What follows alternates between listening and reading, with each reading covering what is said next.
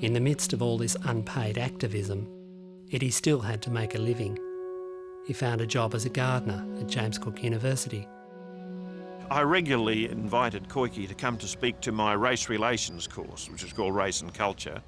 There was completely nothing at all. We only had a Tina jam and a dugong spear to educate us. And it is very shame for a country like this to be able to treat indigenous people in this regard. How many black Australians can you see around the campus? There's nothing. It's a very shameful thing. The system is so he actually started participating in the academic life of James Cook.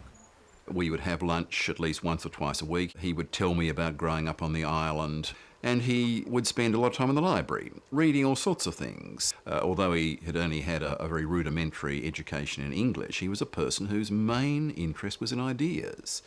And when you talked about ideas and culture, he would glow.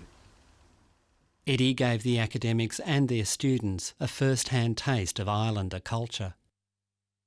In return, they helped him understand the white man's system and the white man's law. And what he learned deeply offended his sense of justice. A lot of money has been spent on studies of black culture. One of the things he always returned to about life on the island was the fact that he still had land there.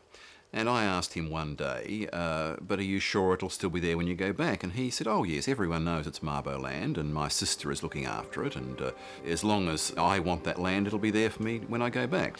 And I said, look, you do realise, do you, that it's not your land at all, that it's all Crown land? And he looked at me with a mixture of horror and incredulity that anyone could doubt that it was his land. It was as though I'd punched him in the face. For Eddie, it was a crucial turning point. He became obsessed with establishing his right to the Mabo land on Mer.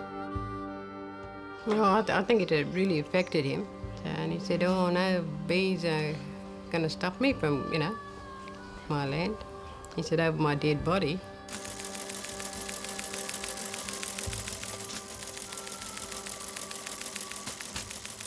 In 1973, Eddie tried to go back to his island for the first time in 15 years.